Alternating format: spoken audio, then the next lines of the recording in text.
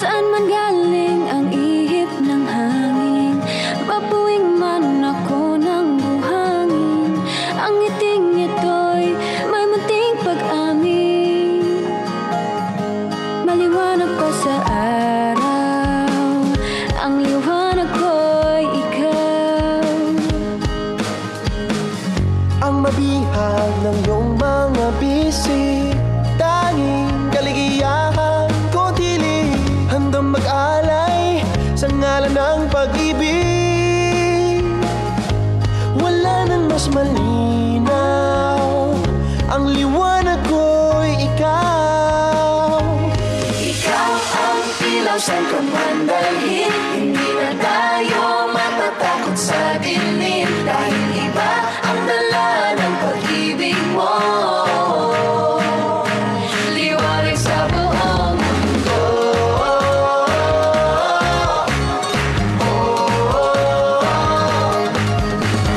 Shine Pilipinas, shine. Shine Pilipinas, shine. Shine Pilipinas, shine. Shine Pilipinas, shine. Shine Pilipinas, shine. Shine Pilipinas, shine. Shine Pilipinas, shine. Shine Pilipinas, shine.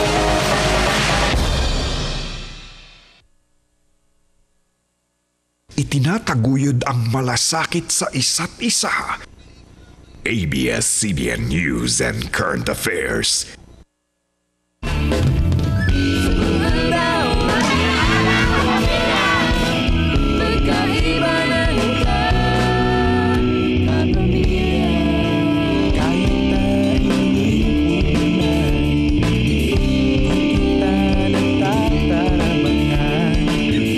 Sa pagsirang ng bagong salda, may pag-asa at sa tuyang banwaan. Sa kapamilya.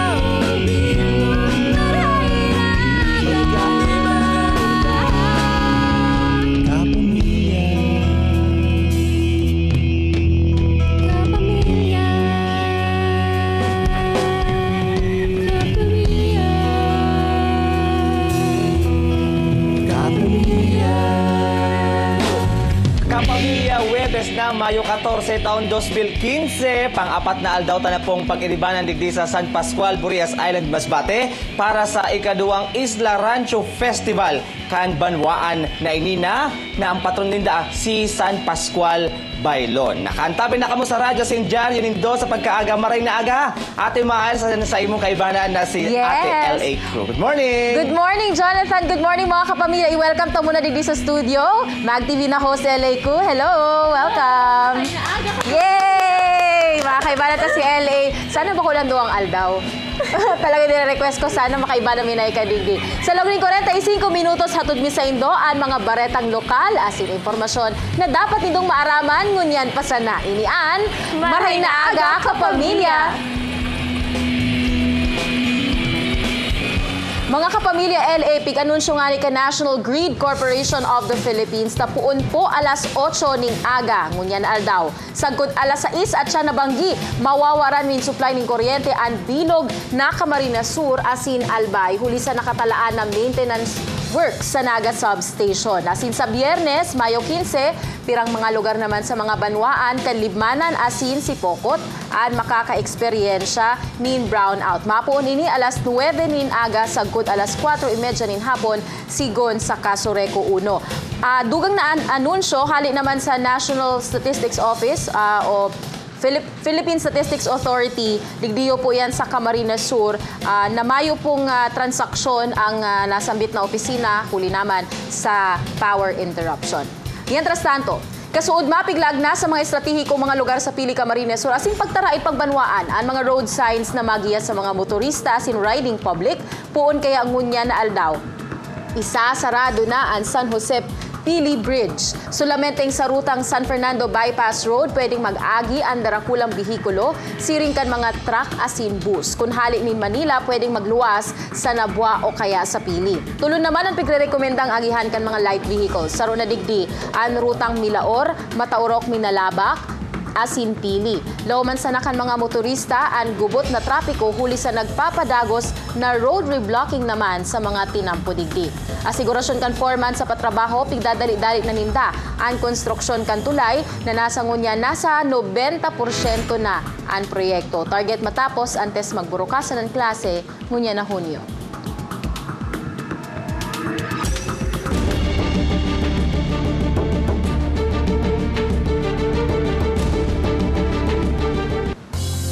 Mantinidong nasa alert level 1 ang Bulkang Bulusan. Kumusta huntan sitwasyon duman mga kaibanan ta live ngunya na aga si Jose Carretero. Jose? Maray na aga, Miles, sa maghapong monitoring kan FIVOC sa apat na volcanic quakes na itala. Alagad, siring sa mga dati ng patanid kan ahensya, dahil nga dapat maging kampante ang mga residente. Huli tayaon man giraray ang posibilidad din pagsabog kan bulkan. Kaya naman, ang mga barangay official sa mga barangay sa palibot kan Bulkan Bulusan, padagos ang monitoring, urug na ang pag-check ninda sa mga residente na naglalaog pa o ang iba naka-star pa sa laog kan 4-kilometer permanent danger zone. Naglibot kasudma sa laog kan 4-kilometer permanent danger zone si Mapaso Barangay Kagawad Abelardo Besmonte. Inita nga ning hilingon ang 14 pamilya na nasa laog kan danger zone. Si Tatay Domingo sa danger zone na ni kinabubuhay, kaya dahin niya na ini basta-basta mabayaan sa ibong kan peligro. Kung hindi ako pupunta, ano mang gagawin namin? Paano yun? Kung in kaso pumutok ang bukid, kami nang bahala. Baka pumutok na hindi nila alam na pumutok na malakas, delikado. En kaso liwat na magsabog ang bulkan, enot na i-evacuar ang mga nasa danger zone. Kung perwiso ang darakan bulkan tuyong nag-aalboroto ini, may benepisyo man ini sa mga residente. Ang mga burabod kaya halis sa bulkan ang nagsusupply ng tubig sa mga resort digdi. Sa inlagadian kasiguran Sorsogon na nasa laugman kan 4-kilometer permanent danger zone, dakol pa man giraray ang nagdadayo para magkarigos. Pigdadayo man kan mga ekskursyonista ang Masakrot Spring Resort sa Banwaan kan Bulusan, hulit na namit soda ang tubig digdi. Mapakla, kaya nga the name Masakrot itself, it's mapakla kaya Masakrot. Mapakla for Bicol is soda, sulfur, and calcium. That is being analyzed.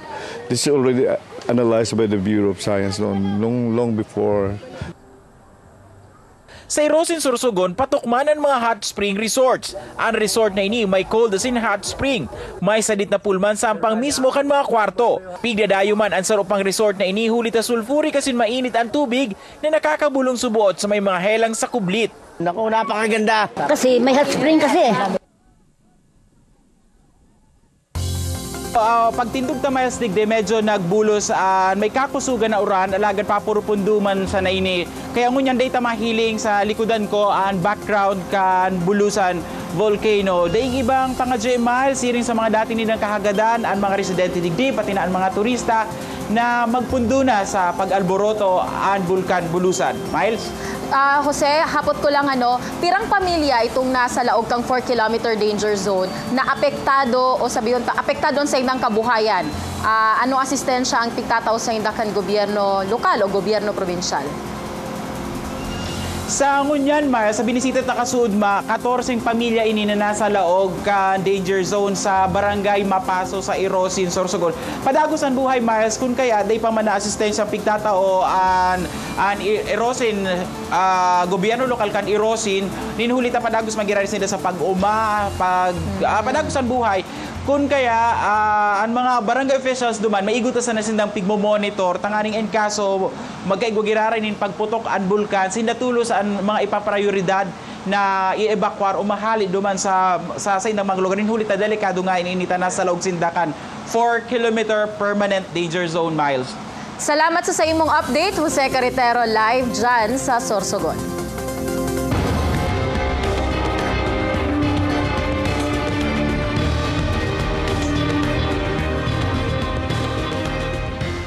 Sa tuyang mga police reports, truck na may pangargang mga bloke ni Nielo nahulog sa bangin sa Barangay Peña Francia, Daraga, Albay.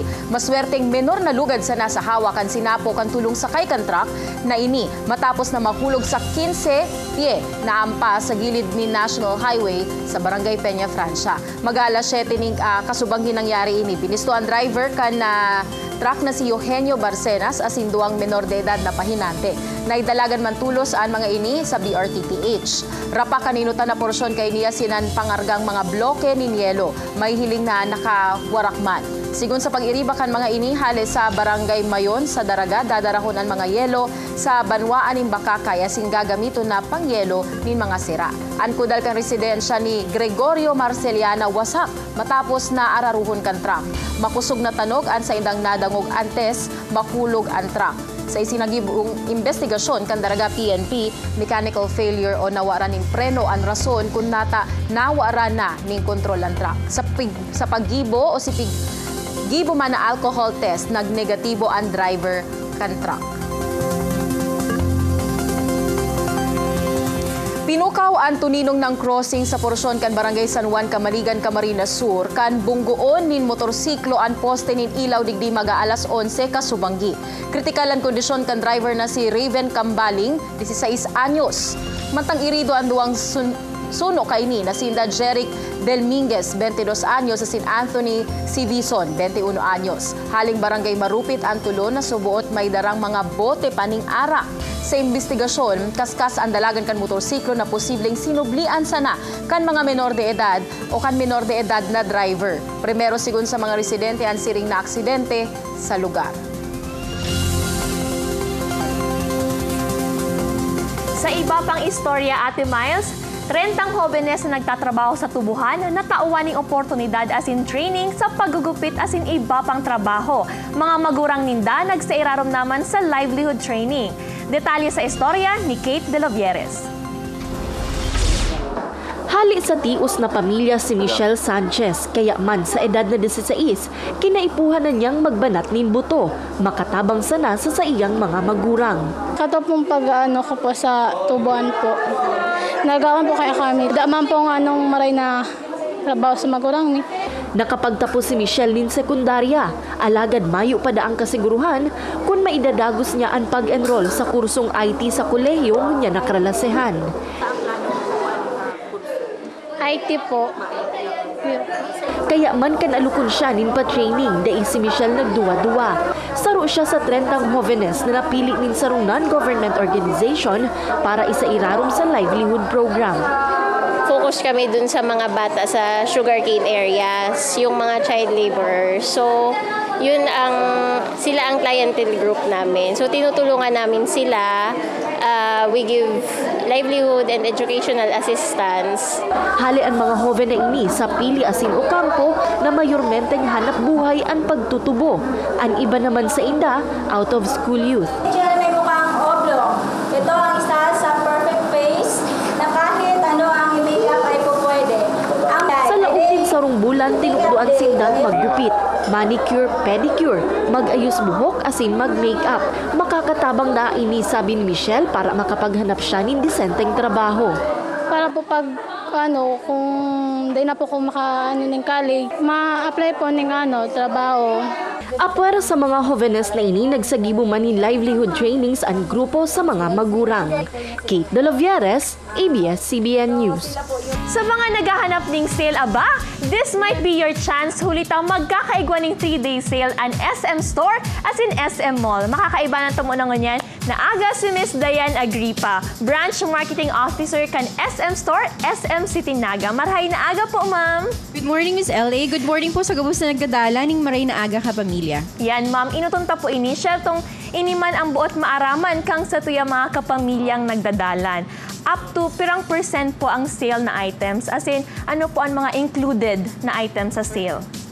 Okay, salamat. Actually, sa SM Store, nag-offer po kami ng up to 50% off on all on selected items, on great selections. Kaya iba po dyan si Wears Group, Shoes Group, bags, luggage, accessories, kasabay pa po dyan si Toys, SM Home, Beauty Section, and of course, school supplies.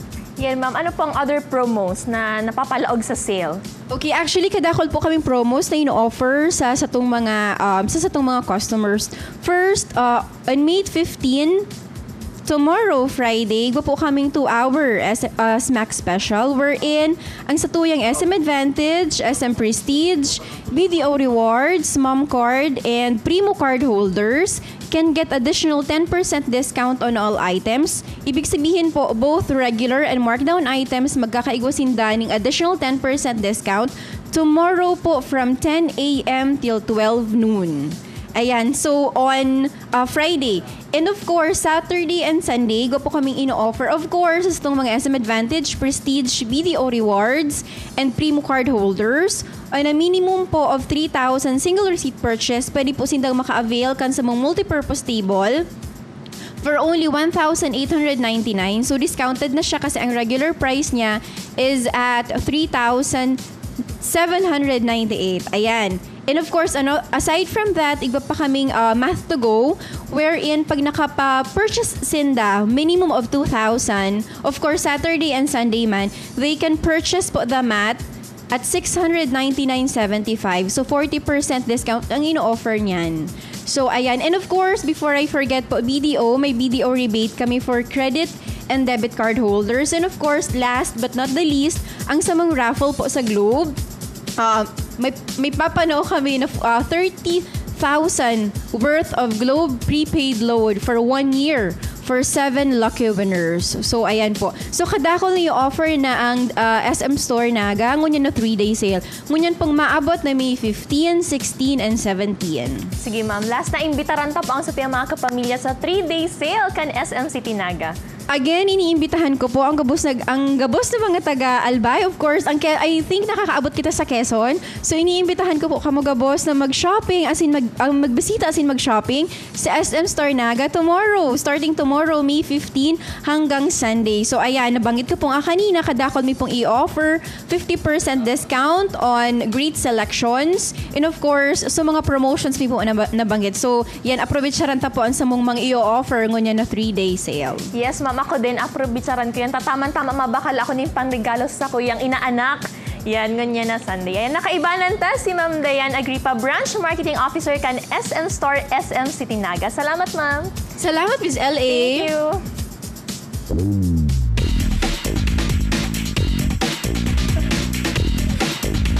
Ini mga kapamilya, Big's Diner, may bagong offering ngunyan. Aramon kung ano yan sa istorya ni Mitch Villanueva, ngunyan na aga.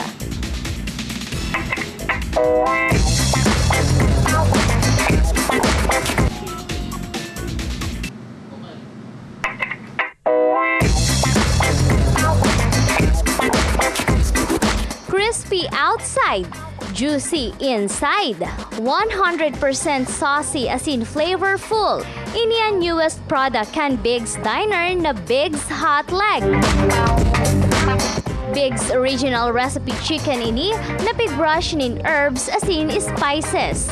So we have 3 flavors na ino-offer ngayon for the Bicolenos and the tourists na talaga namang hindi makikita sa iba. So we have the garlic parmesan, parang taste of Italian siya, na meron siyang parmesan cheese and parsley on top with tartness of garlic on top. Doon naman sa second flavor namin is a mix of parang you can appreciate the frequency of flavors ng Mexican burro and mix of spices and seasonings. And then yung last naman, we have the New York hot legs. Best known siya sa buffalo chicken. So ganun yun. You will taste the pepperiness and hotness. Saro sa nakaanot na magnamit kan Big's Hot Legs, ang taga Makati na si Kevin asin sa iyang mga barkada. Whenever I go here, I see to it na dadaan ako ng Big's. Sarap, very spicy, rich in taste. Sa saindong natatakam na kan Hot Legs, may tulong paagi para mo-order ini sa Inmana branch kan Big's Bicol asin Batangas. Pwedeng 2-piece hot legs with Big's signature buttered rice. 6-piece hot legs bowl with oriental salad on the side. O kaya naman 6-piece assorted hot legs in a platter. May paraffle para sa 2 smartwatch and bigs. Magpasiring na sa pinakaharaning Bigs outlet para sa detalye. Dine po kayo dito sa Bigs Diner. Try niyo po ang aming new product na Hot Legs. Mamimigay kami ng 2 Apple Watches for every 315 purchase sa Bigs Diner.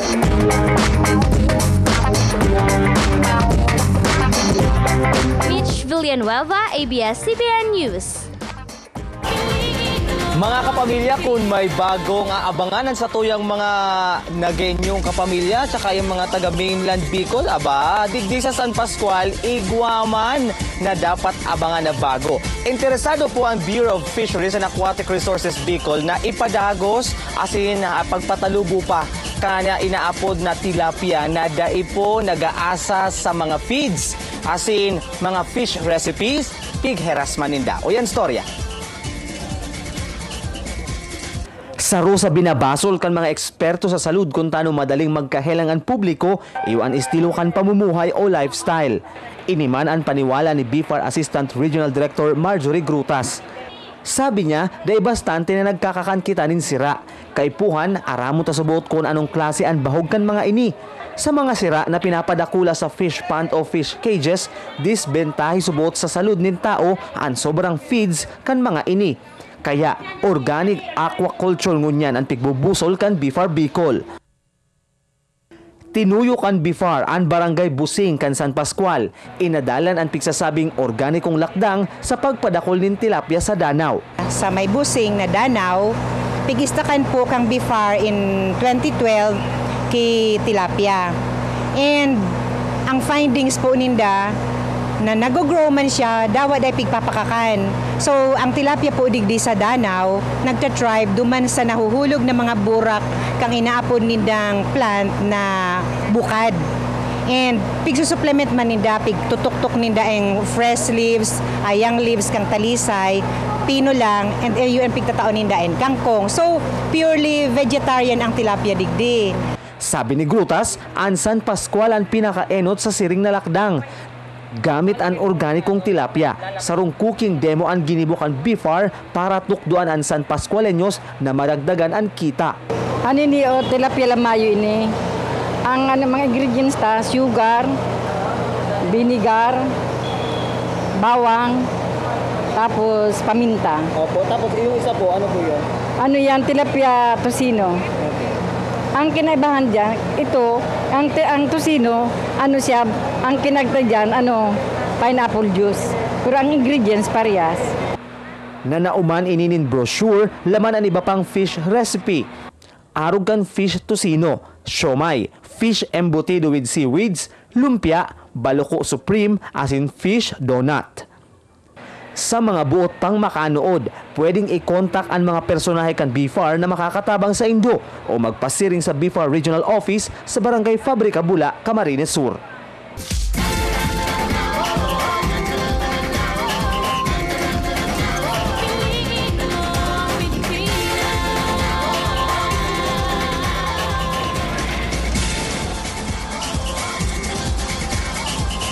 Marhay na aga kapamilya, kun ang probinsya kan Sorsogon, urog na ang mga banwaan sa palibot kan Bulkan Bulusan, tampok ang sa ng mga cold and hot spring sa probinsya ni Albay, sa banwaan kan Bakakay, tampok ang mga Black Sand Beach, ang mga baybay digdi, hale pa sa Bulkan Mayon.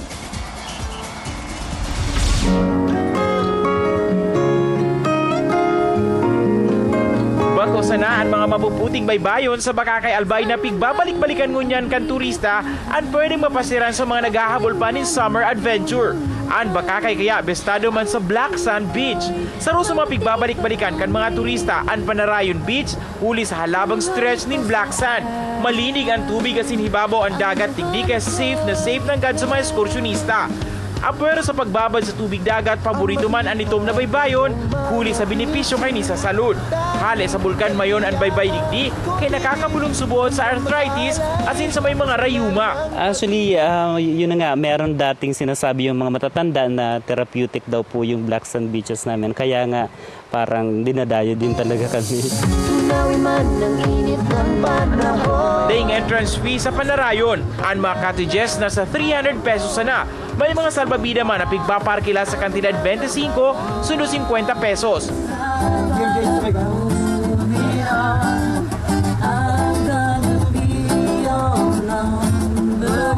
Sila Arnie, sulit ang pagkarigos kay iba ang mga barkada.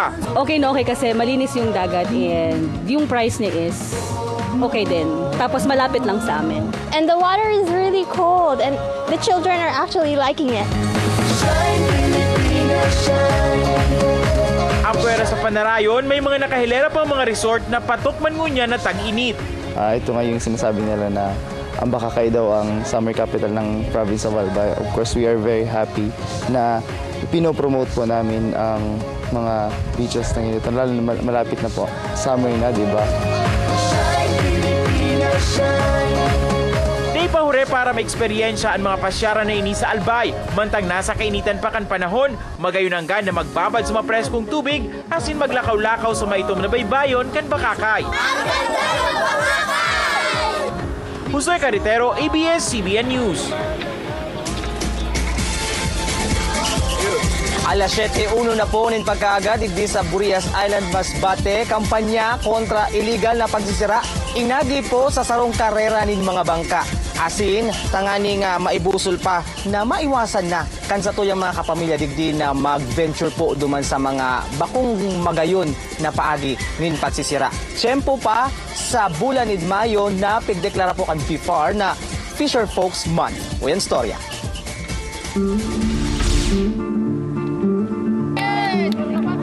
Limang parasira ang nag-ako kan angat kan bang karera ngunya na taon kan Isla Rancho Festival. Lunad nin sibid-sibid na may bela o layag. Inikot kan mga ini ang 12 kilometrong ruta kan karera. Risa na angat sa kada saruan pagsabayon ang pagsagwan asin paggamit sa duros tanganing ungusan ang mga kalaban. Matapos ang haros kabangang oras, natapos ang kompetisyon. Duwang taga-barangay San Rafael ang nakaguno kan enot asin panduwang pwesto. Taga-barangay Teraplin naman ang nagpantulo. Gabusinda, nakaresibinin cash prize asin marine engine na dakulang pakinabang sa saindang kabuhayan. Dai naman nag-uling bigo ang pinakahure sa finish line. Ang baruto kaya kainian may pinakamagayon na layag kaya nakasungkit man in onra. We hope to promote more of our tourism spots. At the same time, matulungan din natin yung fisher folks and farmers. Bilib ang BIFAR sa aktibong partisipasyon kan gobyerno lokal sa kampanya ninda laban sa mga illegal na parasira.